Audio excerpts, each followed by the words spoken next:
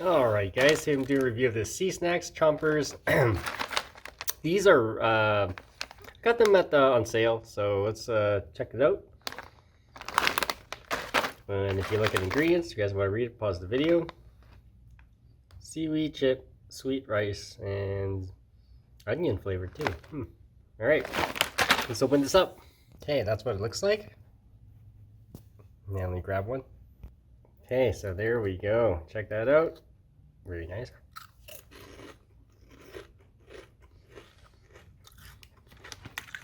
They're really good.